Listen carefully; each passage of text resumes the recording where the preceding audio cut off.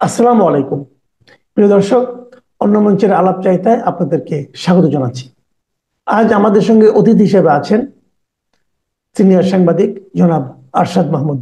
আপনি দেখেছেন আজকে তো 18 তারিখ অগাস্টের 15 আগস্ট পালন নিয়ে নানা ধরনের ধূম্রজাল আমরা কিন্তু লক্ষ্য করলাম যে প্রধান উপদেষ্টা প্রেস সেক্রেটারি বললেন যে 15 আগস্টে কোনো কর্মসূচি গ্রহণ করা হলে তার বিরুদ্ধে আইনানুগ ব্যবস্থা নেওয়া হবে।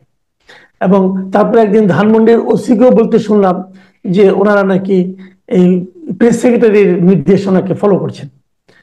এরপরে দেখলাম যে একজন রিক্সাওয়ালা, রিক্সা চালক, উনি ফুল দিতে এসেছেন, তাকে ধরে নিয়ে যে একটা হত্যা প্রচেষ্টা মামলায় আদালতে নেওয়া হলো এবং তাকে জেলে পাঠিয়ে দেওয়া হলো।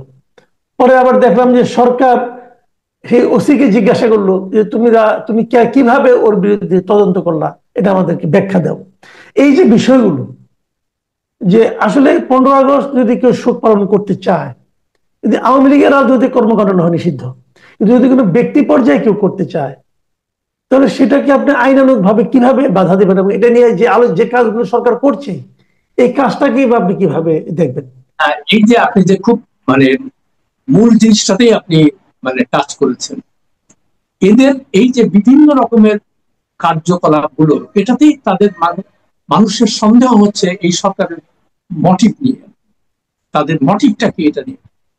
কিছুক্ষণ আগে যেটা আপনি বললেন, আমিও পত্রিকায় দেখলাম যে ওইখানকার থানার ওসি বলছে যে আমরা প্রেস সেক্রেটারির নির্দেশনা মোতাবেক কাজ করছি। আমার এই খবরটা দেখলাম যে প্রেস সেক্রেটারি কি স্বরাষ্ট্র মন্ত্রণালয়ের ঊর্ধ্বতন কেউ? তার সঙ্গে এটার কি সম্পর্ক আমি ঠিক বুঝতে পারলাম না। হুম। তার দেখেন, সেখানে একটা স্বরাষ্ট্র উপদেষ্টা আছে, স্বরাষ্ট্র সচিব আছে, পুলিশের আইজি আছে, ডিএমপি কমিশনার আছে। তো এই নির্দেশনা যদি কারো দেওয়ার এখতিয়ার থাকে, সেটা হলো ডিএমপি কমিশনার, তার আন্ডারে ঢাকার থানাগুলো। তো সেখানে সে প্রেস সেক্রেটারির নাম কেন করবে সে? তো তার কি মনে হচ্ছে যে একটা সরকারের মধ্যে বিভিন্ন রকম সরকার আছে, এবং কে যে কখন কি কাজ করছে এই কোঅর্ডিনেশন তাদের মধ্যে নাই, দেখেই এই হযবরল অবস্থা। তারপরে দেখেন, আপনি আইন করে যদি আমার যদি সত্যিকার অর্থে তার জন্য ভালোবাসা থাকে, জাতির জনকের জন্য বা বঙ্গবন্ধু যেটাই বলেন, তিনি অনেক কাজ করেছেন যেটা আমি নিজেও পছন্দ করি না, এবং আমি এগুলো লিখেছিও।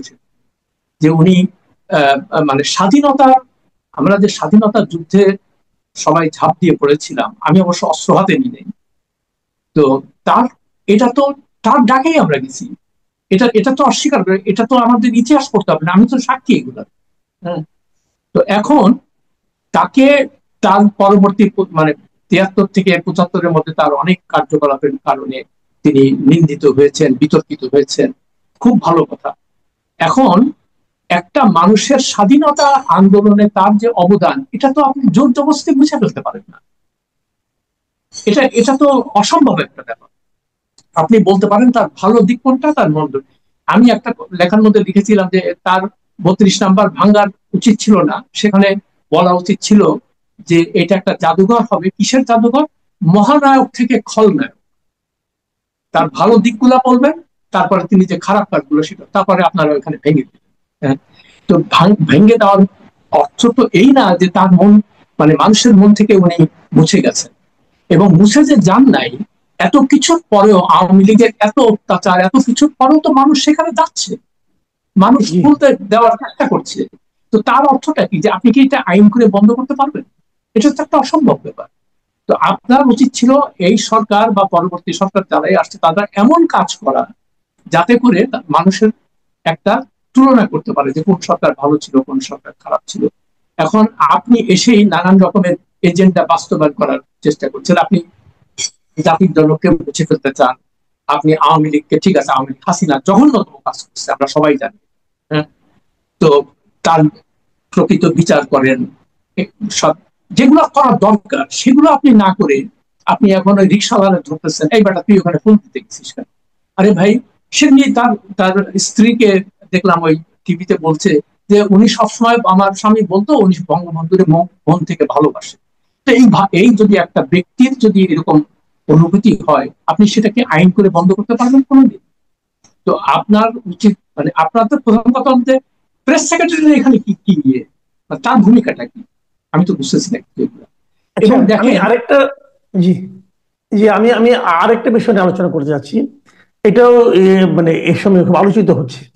সেটা হলো, হঠাৎ করে দেখলাম যে একটা রিপোর্টই বের হলো, এবং সেই রিপোর্টটাকে সরকারের পক্ষ থেকে অথবা সরকারের বিভিন্ন লোকের পক্ষ থেকে খুব আনন্দের সঙ্গে গ্রহণ করা হয়েছে। সেটা হলো, এই যে একটা রিপোর্টে বলা হলো যে বঙ্গবন্ধুর যে অসমাপ্ত আত্মজীবনী, এটা নাকি পুলিশের সাবেক আইজিপি জাভেদ পাটোয়ারি লিখে দিয়েছেন। এবং এর বিনিময়ে উনি কত টাকা পেয়েছেন, এবং তার সঙ্গে নাকি আরো 124 জন না কতজন লোক ছিল, এদের 121 সবাইকে জন, 1 কোটি করে টাকা। হ্যাঁ, 121 জন। 121 জন, 121 জন ছিল, এদের সবাইকে 1 কোটি করে টাকা দেওয়া হয়েছে, এবং একটা করে ফ্ল্যাট ফ্ল্যাট কি কি দেওয়া হয়েছে। তো এই যে গল্পটা, আমার কাছে এটা নিছক গল্পই মনে হচ্ছে জিনিসটা। তো যাই হোক, আপনি এটা আপনার মতো করে বলবেন। তো এই যে জিনিসটা, এটাকে আপনি আসলে কিভাবে দেখছেন? না মানে এটা আমি খালি একটাই জিনিস বলবো, যে সাংবাদিকতা যে কত নিচে নেমেছে, সাংবাদিকতার মধ্যে যে পেশাগত কোনো ব্যাপার নাই, এটাই বোঝা যাচ্ছে। হ্যাঁ, এরাও এখন হয়তো তার মালিক পক্ষ চাচ্ছে যে এই সরকারকে খুশি করতে, যেহেতু উনি একটু বেকায়দায় ছিলেন, হাসিনার সরকার বারবার কবিতা পড়ছেন যে তার তো জেলে থাকার কথা ছিল। তো এখন যা বোঝা যাচ্ছে, এই ধরনের লোকজন তারা চিন্তা করলো যে এদেরকে খুশি করার জন্য আমাদের যে কোনো কাজ করতে হবে। তো কাজ করতে যে মানে লেজে গবরে অবস্থা করে ফেলে, হাস্যকর একটা ব্যাপার করে। আর প্রথম কথা হলো যে চ্যানেল 24 এর যে নিউজটা আমিও দেখলাম, মানে প্রথম কথা হলো যে একটা আত্মজীবনী অন্যজন কিভাবে লেখে, সেটা বায়োগ্রাফি হতে পারে, সে তো অটোবায়োগ্রাফি হতে পারে। জাভেদ পাটোয়ারি বায়োগ্রাফি লিখতে পারে, কিন্তু জি অটোবায়োগ্রাফি সে কি করে লিখবে? তারপরে আমি কালকে ফেসবুকে আরেকজনের একটা মন্তব্য দেখলাম, যে উনি বলছেন যে আমি এই বইটা পুঙ্খানুভাবে পড়েছি। সে কিন্তু জি শেখ মুজিব বা বঙ্গবন্ধুর কোনো ভক্ত না, কিন্তু সে জি বলছে যে বইটা পড়ার পরে আমার মনে হয়েছে যে এটা কোনো দ্বিতীয় ব্যক্তির পক্ষে লেখা সম্ভব না। তার মধ্যে ওই যে ভিতরের মানে আত্মজীবনী লিখতে গেলে মানে ঘটনার ভিতরে প্রবেশ করতে হয়, এটা বাইরের লোকের পক্ষে জানা, মানে ওই ওই অনুভূতিটা প্রকাশ করা সম্ভব।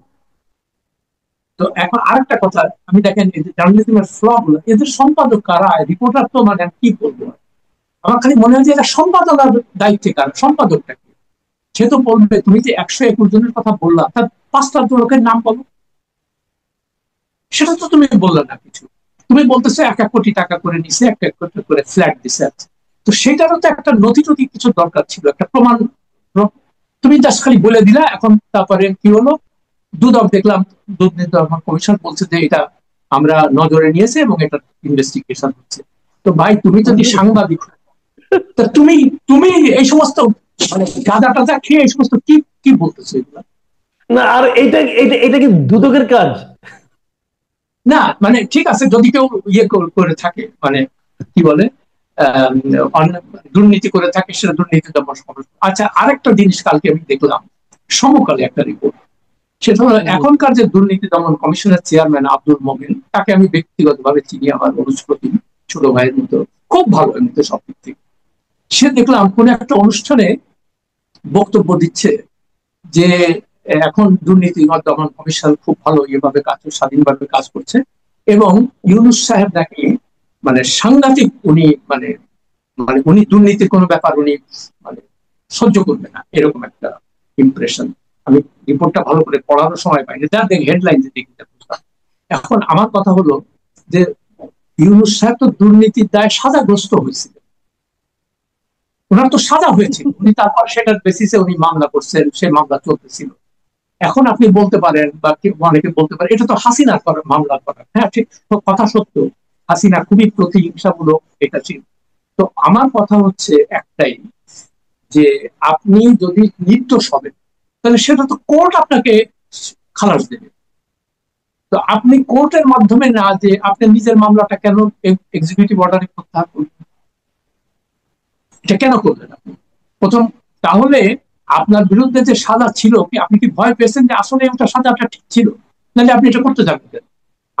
আপনি যদি আইনের শাসনে বিশ্বাস করেন, বিচার বিভাগের স্বাধীনতায় বিশ্বাস করেন, আপনার তো বলা উচিত ছিল যে না, আগের কোর্ট কি করেছে আমার দেখা, আমি এটা কোনোভাবে এটাতে ইন্টারফেয়ার করবো না, গভর্নমেন্ট কোনো ইন্টারভেন করবে না কোনোভাবে, বিচার বিভাগ সম্পূর্ণভাবে স্বাধীন এবং তারা যে রায় দেবে সেটা আমি মাথা।